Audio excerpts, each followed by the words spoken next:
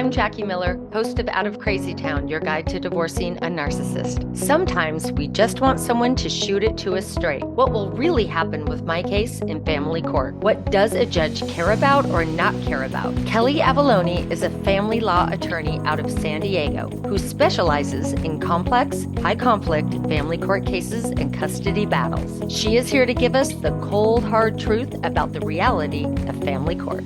Hello, Kelli Avallone. Thank you so much for being on Out of Crazy Town, your guide to divorcing a narcissist. I really appreciate you joining us today. Thank you so much for hosting. I appreciate the invite. Well, I heard about you through some colleagues, and then I listened to some other podcasts you were on, and I thought, this is a great attorney that's really good at shooting it to you straight, which is what I want you to do today, because I think so many clients have no clue when they enter this world and are shocked. Even the littlest things. And so Here's a heads up, guys. I do want to tell people a little bit about you, because I know you were born in Northern California, but then it looks like you made your way to Southern California and stayed there. Yeah, I actually was born in Santa Rosa, but grew up in a really small town called Murphy's. And then I ended up in San Diego after undergrad and kind of stayed here. I went to California Western School of Law, which is in downtown San Diego. When I finished there, I actually ran a boutique law firm in La Jolla. She's still in practice. Her name is Michaela Curran.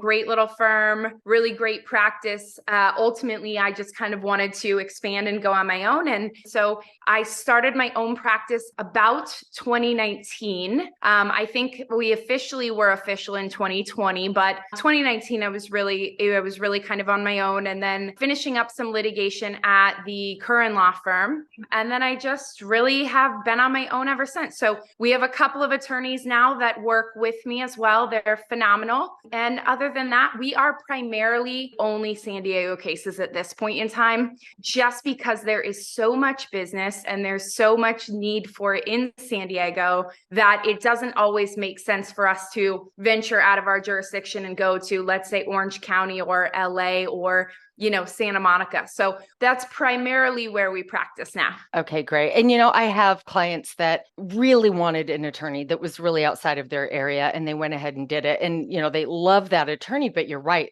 There have been a number of challenges that have come up from a geographical, distance. So I get it. Yeah, it can be difficult. And I typically talk about shooting it straight. I typically tell my clients, I'm a frequent flyer in the San Diego courtrooms, right? Everyone is going to know who I am, or they're going to know of me. They're going to, potentially respect me. In LA or in La Moreau, that might not be the case. Now, really that good point. Might not matter. But the other flip of that is so much in family court is judge's discretion, and it's how your specific judge thinks and what your specific judge's values are. Yes. And so it's really, really, really critical to know your audience. And so if you're practicing in a court that you're not accustomed to, you don't know whether or not that judge really thinks that, well, I understand that we have lifetime spousal support, but I don't really agree with that. It's sometimes very difficult. And again, in some cases, it doesn't matter. It doesn't matter. The law is the law. But in other cases where there's a lot of discretion of the court, you're really going to want to know your audience. And this actually leads into my very first question for you, because I've seen this phenomenon, I guess I'll call it, when clients come back from interviewing attorneys, and sometimes they're like, they were so mean. And I don't think it's mean. I think it's obviously they're being very direct. They need that kind of hard, cold truth up front. But I know that you say that you do that in your consults with people. And so what is the theory behind that as an attorney? Here's the thing about it. Being in law is like any other field. It's a sales field. Your clients are essentially purchasing services, but you're the product.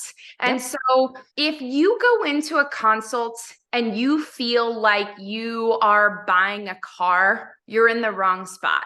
Because your attorney is selling you, right? What about these window features? Oh, but that's not all. I can make it do this. if you feel like that in a consult, then you're in the wrong spot potentially, because your attorney is really doing too much selling and not enough bottom line. This is the fact. This is the law. This is the way that it's going to go.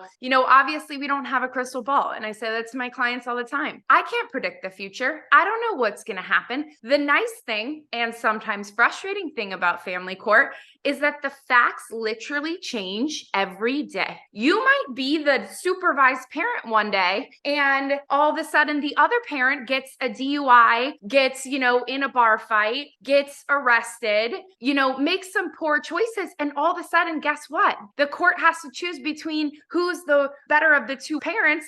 And now all of a sudden, for whatever you were doing, you don't look so bad, right? That's the most extreme example. But, I've seen it. Right. But the real reality is the facts in family court change every single day, or they can. And so you need an attorney who is just going to tell you what is your situation? What are your expectations? What are you trying to get out of this? And be very direct with you. I actually love that you asked me where I was from, because a lot of people really actually think I'm from the East Coast, because I'm just so nope.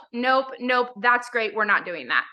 And the reason for that is because, it really doesn't create a good client relationship. And I don't really know where those relationships end up with attorneys that are selling you. I want to be a fly on the wall in 6 months when it's not going the way that they said in their sales consult. You're not doing your client any favors, but you're also not doing yourself any favors, because you're just giving the client this expectation that you can never meet or live up to. But also it's an unrealistic expectation for your client, which is really troubling, because this right now is your client's first step at planning out the rest of their life. Right. I tend to try to take my cases completely. If I get it from the start, I like to take it all the way through the finish line. That's not always possible, but when possible, it's nice to be able to see a case through. Well, if you've set the wrong expectation with the client at the outset, seeing that case through is going to be really hard. I can only imagine that people go into these hearings and their attorney tells them, well, it's going to probably go this way, or we're not really sure the judge is going to see. We'll see what happens. And then they go into these hearings, and at the end of it, the attorney just says to them, well, I guess the judge didn't agree with us. Or as another attorney, fly on the wall, you're looking at this attorney like, what? Of course they didn't agree with you. Your clients are really, really, really trusting you, and your clients are really, really, really relying on you. And so if you give them this false expectation at the outset, then it's only you that has to live up to it, but it's them that has to plan for it. And live with it, right? No. And to me, the worst part of my divorce was the unknown. There was so much unknown. And in the very beginning, I didn't end up with the attorney I started with. There was just not enough communication. And I often felt like, if it's bad news, just tell me. And then I will know what I'm dealing with and I can plan around it. So I will take any news at this point. I want my attorney to feel sure. To people out there listening, if you're interviewing attorneys, no divorce process is perfect. They're going to give you some bad news in there. Yep. Probably. There's a lot of misconceptions about divorce just in general. A good attorney and a good consult should correct those misconceptions. I'll tell you, most of the time it takes me about 15 minutes to completely diagnose and triage an entire case. I can tell you who the players are in the game. I can tell you why so-and-so's acting like that. I can tell you what judge you're in front of, why the judge you're in front of made those types of orders in San Diego. So I can tell you in about 15 minutes what the lay of the land is. And your attorney at the outset is not going to have all the answers, and they're not going to know everything. And you know what? There might be some weird off nuanced piece of your divorce that you're like, but what about this? And your attorney doesn't have that answer right now. And maybe that isn't something that you can strategize from the outset. So with that, I really do feel like most clients should have the experience that when they go into a consultation, they should feel like the attorney listened to them to an extent. But if you start to kind of traverse into this territory that's just not productive anymore, you're spiraling, I'm going to tell you, I don't need to hear about that. That doesn't matter right now. You know what? The court doesn't care about that. Oh, they didn't take little Johnny to baseball practice 15 times in a row. Well, that's really unfortunate for little Johnny, but guess what? It doesn't matter. So those are the types of things, your attorney in that consult should be having those conversations with you. It is annoying when you hear your attorney go, well, it depends. Well, but oftentimes it does depend. But what did I say at the beginning of this? It depends because why? Because the facts in family law change every day. Yeah. So often what I tell my clients is, well, it depends. If what you're telling me is like the complete picture and not to say that clients are dishonest. I truly think most people are very candid and honest with you, but sometimes people only know half of the picture. Their perspective is their reality. Right. Absolutely. So if you come to me and you say, well, how's this situation going to pan out? I'm going to say to you, it depends. If everything that you've told me is the complete picture, and I like to try to say it that way because I'm not trying to impugn your credibility. I'm not trying to suggest that you would withhold facts from me. I'm trying to give you the grace and the leeway to know that, hey, maybe you don't know where all the investment accounts are. Maybe you don't know what your wife makes per year. Maybe you don't know what, spending needs are of the family. I mean, I'm just trying to give you that grace and that leeway. So I will say to you, it depends. If it's the way that you painted the picture, it's probably going to come out this way. If it's, if there are other factors, then from this point, we can only speculate as to how it's going to come out. And I tell clients as well, I refuse to speculate with you. Now, is it fun to go down the rabbit hole and say, oh, well, so-and-so has a girlfriend now. I wonder what that's about. And I wonder where that's going. And I wonder if this play was but it's not conducive and it just burns your money. Why today do you need to send me a 13-line email? Why? What is the relevancy as it pertains to the time? Is it because something's coming up in the case. And so you think that so-and-so is acting like this because something's coming up in the case? Maybe that's very helpful. So-and-so's planned a trip out of town where I know we have other banks and other assets that those entities exist in those areas, right? It's not to invalidate your feelings or your claim or your concern or what you're going to tell me, but you got to connect all the dots. You live your life. We don't live your life. We're just kind of an observer for a little period of time. We're hearing facts and it's almost like they're in abstract. And that sounds so silly because you're like, Kelli, how is it abstract that I'm telling you that little Johnny didn't go to practice? And you're like, okay, but I don't understand the players in the game. How many times does he go to practice? Who put him in baseball? Who thought that was a good idea? Does little Johnny want to go?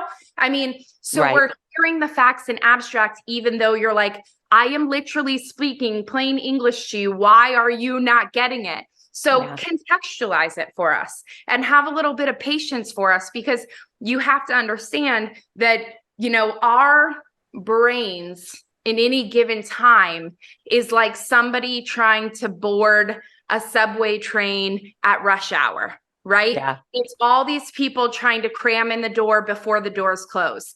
And that's really the amount of information and people who, need and want something at any given time. So really make it make sense to us. Help me understand why this is a problem and why you want to talk about it right now. Exactly. We do something at our firm where we set up, think of it as like a OneDrive or a Dropbox. Okay. And I tell clients, I say, listen, this is going to be your unique spot. You can go in Dropbox and you have your own folder and I don't get in there, but this is your little safe space where you can put all of your stuff. If you want to journal to me, if you find, bank statements that you're like, I don't know what the relevance of this is, but it could be relevant, upload them right there because you know why? I'm not going in there on my Saturday nights saying, oh, what did Jackie put in her portal today? Right? I'm not doing that. But if you then tell me later, oh, wait, Kelli, I remember, I found this bank statement. It's on the drive. Can you please just issue a subpoena? It's a weird entity I'd never seen before. It's in the Dropbox. Yep. Really great because clients aren't sending that to me in an email, which means there's no urgency in it right now, but it's stored for safekeeping. And what happens when a client sends us an email, at least at our firm, is we really try to hold the standard of pretty rapid communication. It's not always possible, but I'll tell you that it's a very rare time that you go more than 48 hours without getting a response from one of the attorneys in our firm. Our response time might not be what you want our response time to be, but if you're sending me a one-off random document, you're getting billed for that document, which maybe has absolutely no relevance to your case right now. Right. I tell clients, if it's time sensitive or you need me to look at it, please email it to me. But if you're like, I just need to know that it's somewhere so that someday I can tell her, oh, hey, we're working on the financial stuff now. Listen, way back when you sent me my Dropbox link, I had a thing set up and I went in and I actually dumped a bunch of stuff that ended up in one of my random file cabinets when I moved out. I love it. And I do often have clients set up drop boxes to put things in and just to organize it, which is so important. And it leads me to my next question. I was shocked at the fact that getting a divorce was a full time. I mean, this sounds so ridiculous now because I've been helping clients for a few years now. I didn't know I had to have all my financials together. I didn't know I had to write out my budget for what, my cost of living was. I didn't know at one point I had to write a declaration. I didn't know what a declaration was. I sent them my first draft and they were like, what is this? And I'm like, it's my declaration. They're like, no.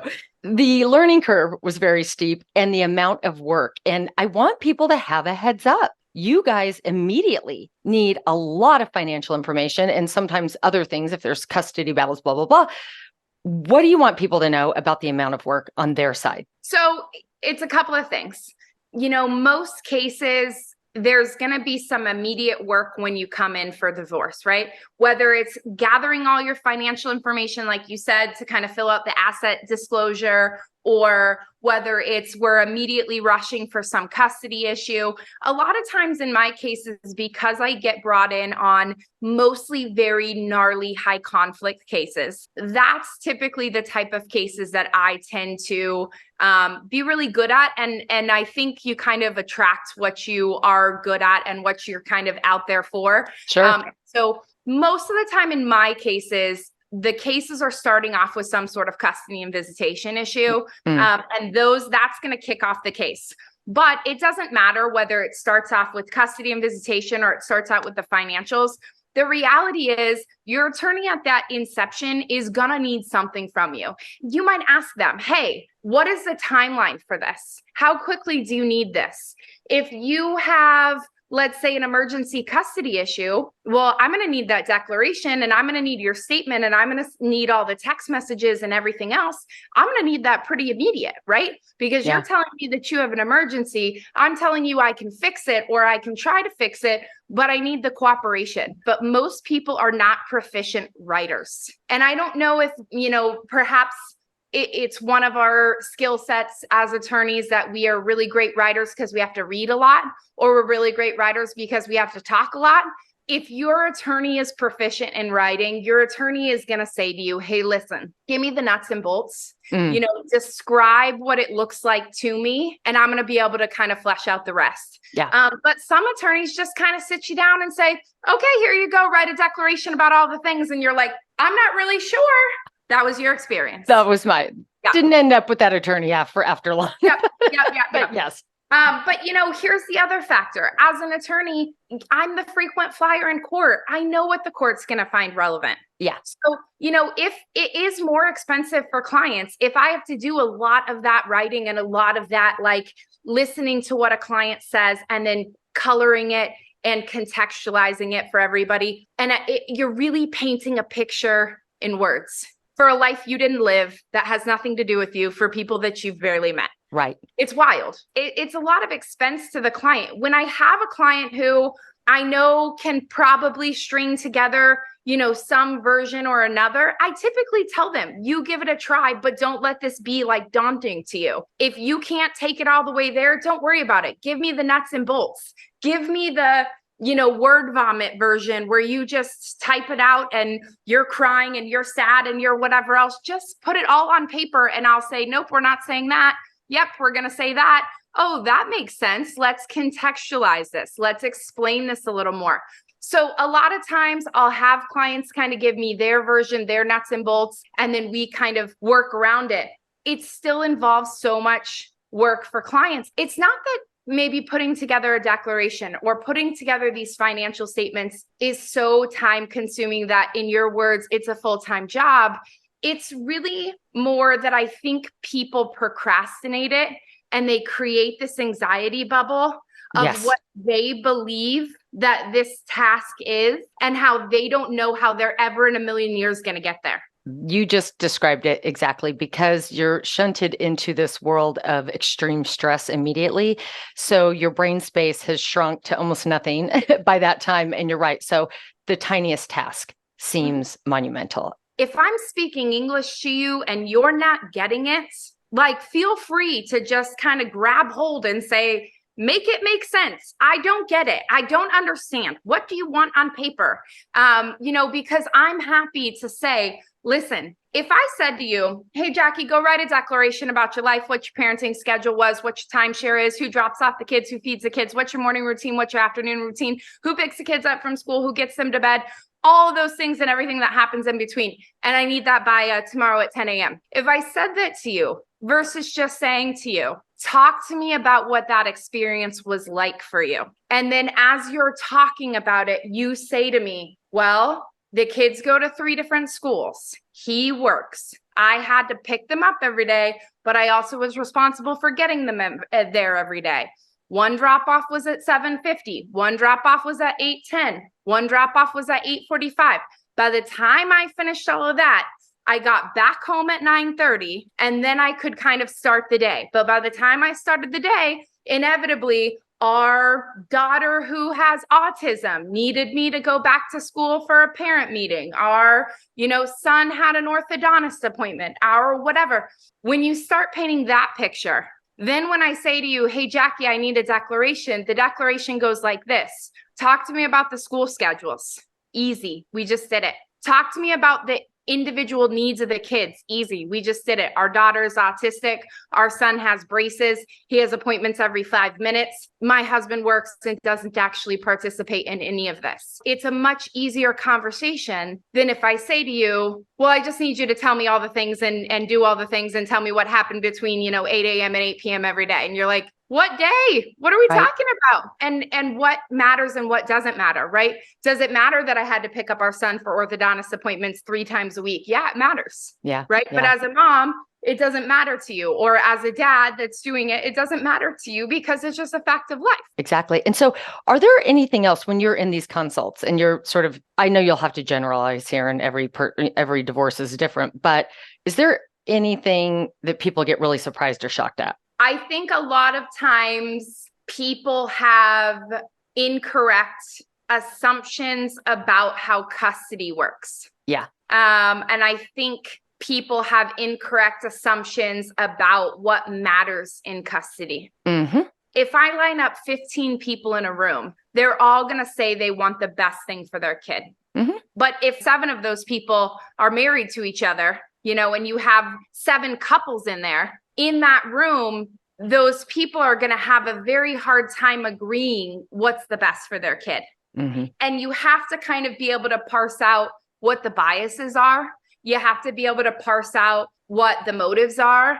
So I'll give you an example. We surround this idea of sports and kids playing sports and whatever else. Maybe mom wants the kids to play sports because they've always played sports. And in dad's mind, he also wants the kids to play sports. Both parents can agree it's in the kids' best interest for them to be busy and playing sports. But maybe dad's brain is saying, is mom just trying to get the kids in all the sports that require all the, weekday commitments so that mom can basically capitalize on all the time with the kids because she knows I can't go to those out-of-town tournaments. She knows I can't make it to such and such, right? And so dad is looking at, in this situation, it's mom and dad, but it could be dad and dad. It could be mom and mom. It could be whatever you want it to be. But, in this situation, you have one parent who is looking at, I don't want them to participate in these things because X, Y, and Z. And then you, on the other hand, you have the mom in that situation. Yes, I want our child to participate in all these activities because if he doesn't participate in all these activities, he's going to want to go hang out with dad on his boat all the time. And then he's going to be hanging out with dad. And then, then I'm not going to have any fun time with him. And then, we're not going to have any things that we can do together that are our thing that we are involved in. So both parents are looking at this mutual concept of, yes, it's in our child's best interest to play sports, but they're each using their own motives and their own bias to kind of prosecute their agenda. That's really difficult because everybody has it on some level. And it could be the reverse. It could be fears, right? Or dad has a fear that mom's just enrolling the kids to cost him more money. Or, mom has a fear that dad's just enrolling the kids to preclude her from being able to go on all these out of town tournaments because she can't afford it. Yeah. Whatever the case is, every person has these weird biases and fears and motives and everything else. And they come from a lack of trust that has now been created in this relationship with your co-parent. So the problem is you're now looking at everything your co-parent does as, a little bit suspicious. Through the lens of a 16-year bad marriage or something. Yeah, right, exactly. Right. And you're like, because I know he did this for 16 years. Yeah. I know what he's thinking. I know what he's doing. He's taking him out of sports because, Absolutely. And so that becomes the really hard thing. And as an attorney, it's hard to combat that because following back to our initial question of what really shocks people, I'll have my client in my office, honest to God, trying to prosecute their agenda with me of, well, she's not doing this or he's not doing this because da, da, da, da, da. And they're failing to recognize their own bias and their own contribution to it. And a lot of times, instead of breaking it down, I'm not a psychologist, I'm not a psychiatrist, I'm not a mental health professional. I stay in my lane. So I don't sit there and spend the hour and a half and say to you, well, Jackie, let's talk about all your fears that are associated with that. Let's talk about all your biases that are associated with that. Let's talk about all your motives. We could spend a good 5 to 10 hours probably breaking all of that out. However, first of all, it's not financially conducive, but second of all, it doesn't really help. And so I think clients get a little bit shocked when they say to me, well, little Johnny's not going to practice. And I say, no one cares. No one cares. Yeah. Mom's not taking little Johnny to his games on her weekend. No one cares. No one cares. Literally no one cares. Mom refuses to participate in the carpool. Dad refuses to, pay for the activity. No one cares. And so I think for clients, it's probably frustrating to be in the client seat or the litigant seat and have your attorney just kind of shut the entire conversation down with no one cares. But the flip of that is we can spend 5 to 10 hours diagnosing all of the, issues and biases and fears and everything else that has driven you to this point so that you can better make an informed decision about your own actions. But I'm not a psychologist. I'm not a psychiatrist. That's not what I'm here for. Right. And at $550 an hour, it doesn't make sense. Right. It doesn't make sense for you to pay that. And, I know I appreciate that. And I know a number of my clients would have appreciated that because so many of these things are so maddening and upsetting that happen with the co-parent in the divorce process. But they're constantly asking me, do you think a judge will care about this? Look for patterns. Well, and it kind of goes like this. Patterns, first of all, I want to speak to your point. Patterns are great. I love that you told your clients that. Talk to me about patterns. Don't come to me with a one-off seatbelt issue, but talk to me about patterns. And I'm going to say to you, what evidence do we have? It's probably not going to justify an ex parte. And I'm going to tell the client, okay, listen, we're going to put this in your declaration. And at the very end, I'm going to say to the judge, hey, Your Honor, also there's been this, this kind of habitual seatbelt problem. My client's not very sure, but if the court could just address that with the parties, the court's going to do this. No party shall allow a minor child to ride in a vehicle absent a proper safety equipment and blah, blah, blah. That's right. All that's going to happen. And so I need a client to know that your 35 emails that you sent me over seatbelts is going to amount to that. And so did it really make a whole lot of sense for you financially? Maybe not. And so again, I do think that it's important for patterns, but this isn't the best. That's the other lens that I really want to talk to is it's not who's the best parent. It's you're a good enough parent. You're a good enough parent. All right, there we are. Because you have to realize that forever and ever and ever, your kid's life is now, I live in 2 homes. That's a reality. Yeah. And so the court has to say, how do we make that situation the best that it absolutely can be for these two kids, and one of the things that I kind of try to remind clients as well is, would this have been such a big deal when you were married? So the seatbelt issue. If the triplets came home and they all came in and were like, ha, dad got us ices and then he didn't check that we had our seatbelts on, ha, would you have told dad, hey, you're never going to drive with them again in a car if you can't figure it out? But again, we go back to that trust. And on the flip side, I think with a lot of personalities that they're divorcing, because most of the time my clients have the theme of they just want this over. How do we get this over as quick as possible? Get me close to what I want. And I just need away from them. And I said, aha, remember, a lot of the things that they're doing, they're liking that you're responding. They're liking that they're getting the email from you. Gotcha. Yep. They love hooking you. They love teasing you. Deep breath, call me, call your best friend, go to yoga, do something. Try not to respond if it's not, an urgent question or something really that requires a response, because they're just waiting for it. They love it. We really, as people, have a hard time when you're in the thick of it, not just reacting and saying, I know that's a lie. I know that's false. I know you're lying, and I'm very big on walk away. Yeah. You don't need to have a conversation in person. Yeah. If you know that something's going to come out of your mouth that shouldn't, if you know that something's going to come out of your mouth that I'm going to read about later and be absolutely livid, walk away, right? Yeah. Just don't put yourself in that situation. And to the extent that the other parent brings that situation to you, shut it down. Hey, this is not an appropriate time to have this conversation. Your kid, who should be focused on playing their activity, instead of doing that, your kid is like, what's happening over there? What's happening over there? Why is my dad so close to my mom? Why is my mom so close to my dad? And, for families that can work it out and they can sit together on fields and they can, the kids are used to that and there's no conflict, that's great. But in order for that to happen, you have to have two parents who are willing to observe boundaries so strictly that not a single word comes out of your mouth at that game that is about anything other than cheering on your child. Not a single word. And it takes two to tango.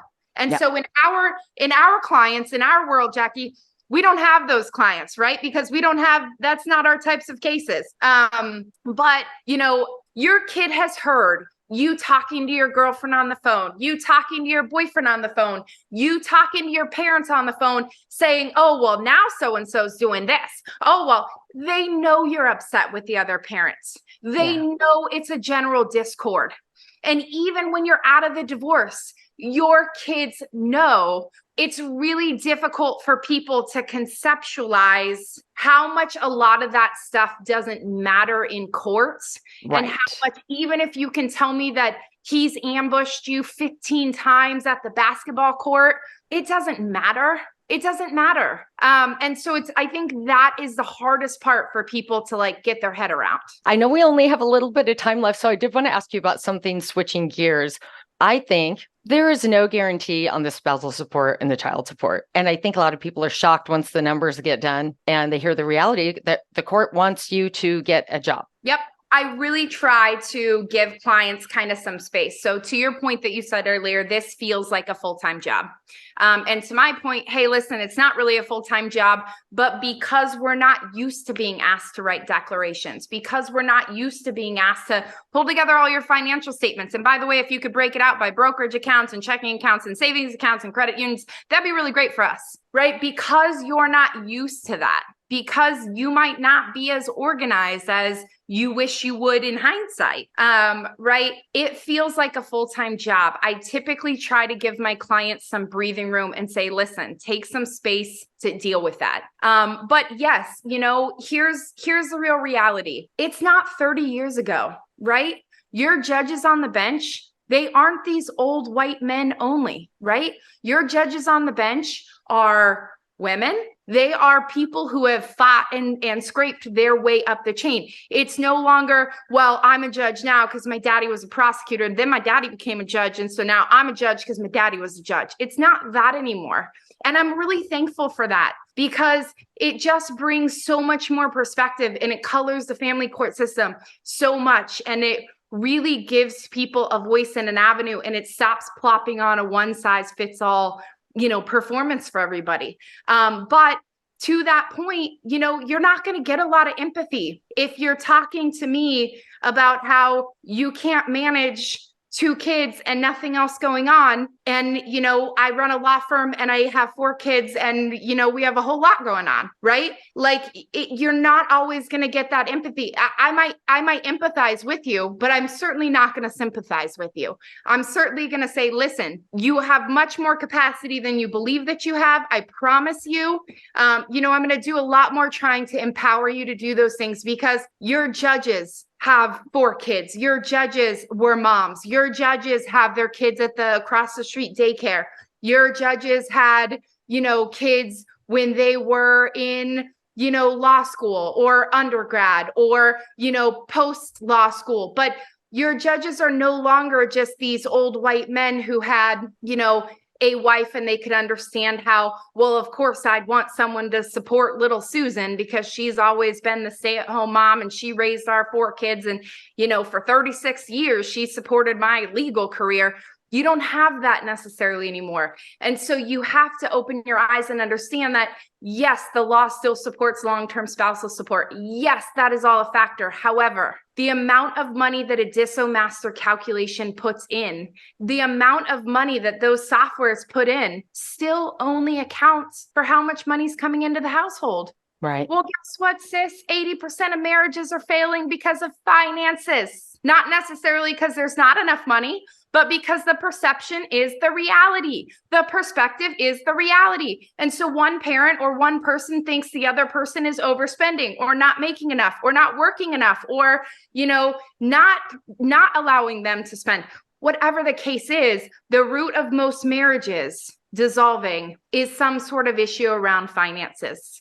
And so when you look at that, and when you look at all of that, you have to say, listen, it's almost like being, and again, I'm not a counselor, I'm not a therapist, I'm not a mental health professional, but if you have a therapist say to you, listen, you only have 100%. Every day you only have 100%. And you can only give up to 100% to somebody. And you have to keep some for yourself. And so what are you going to choose? Are you going to keep 1% for yourself and give 99% to everybody else?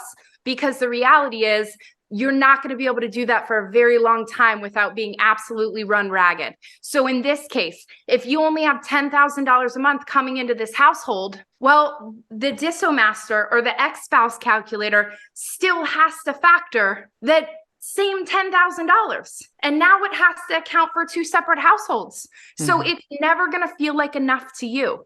And so back to your original attorney's point of, hey, at some point you're going to need to get a job. Why? Because it is just not practical to think that you are going to live on spousal support or child support alone. Now, I want to just because it's popular media right now, Kevin Costner, I'm sure there are plenty of people out there sitting there thinking today, well, I could live on Kevin Costner's child support, right? And maybe who couldn't, but here's the reality. Kevin Costner's house is a 30,000 square foot house that's a compound in some area. So do you really think that mom, do you think the perspective for her is, well, gee, I have a lot of money, I can just roll in it? No. Right? Because she's thinking, I need to live in a house that's close enough to Kevin's house that kind of keeps up with Kevin's lifestyle enough so that our children aren't shell-shocked when they come to some 800 square foot apartment. The apartment or the house or the rental that mom is going to be able to get in that area next to Kevin is probably $30,000 to $40,000 a month. Yeah. So, it's all perspective. Yeah. And it's all what you already had kind of lived on and were accustomed to, but it's never going to feel like enough.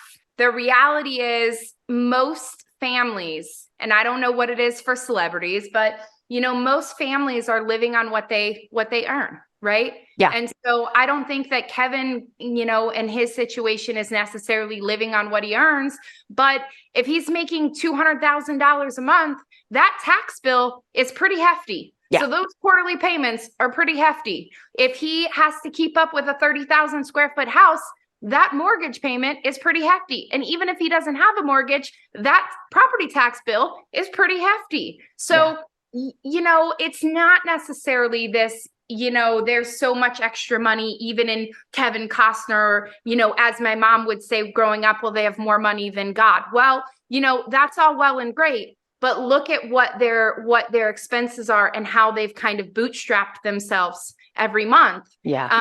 Because that's the issue. Yeah. And so it's never going to feel like enough. It's never going to feel like it makes sense when you get your order. But on the other hand, having the payor in a lot of cases, a lot of my clients are like, wait, why am I paying so much? How am I supposed to live on that? Right. And so, you just have to understand that the perspective is out there. Both people are thinking, how am I supposed to live on that? Right. I was just going to say, and I'll kind of end this topic with this, and then I know we're going to kind of wrap it up here in general, but you're getting a divorce, your lifestyle's going to go down for a while. It just is. So let's just talk about the reality. That's what this podcast is about.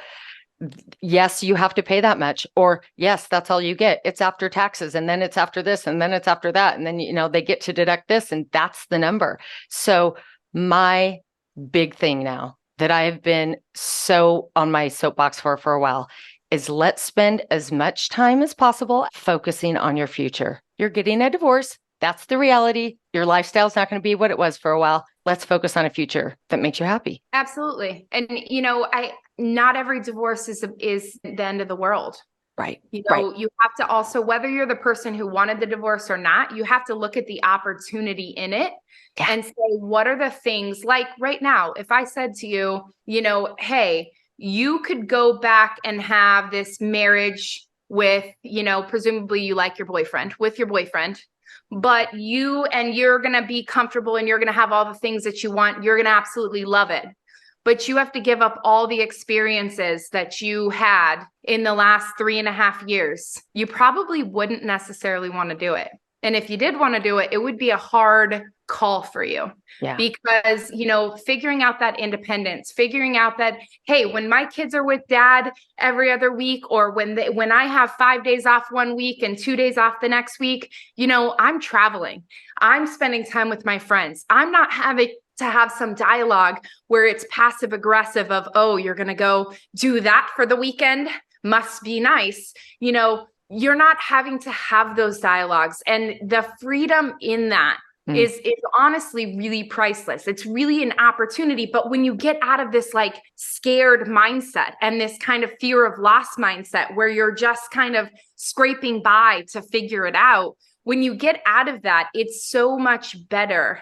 And there's so much opportunity. And that's kind of the area where I feel like people can really grow and they can really like flourish and they can really do something with their life. Yeah. But I getting completely people to agree. see it is so hard when they're stuck in but my attorney wants me to write a 19-page declaration and so just made up all these lies and now I have to respond. Yeah, it sucks. But that's a moment in your life. That's not your entire life. I know. And, so I always say, go find the help you need, get the support you need to get through it in the most sane way possible.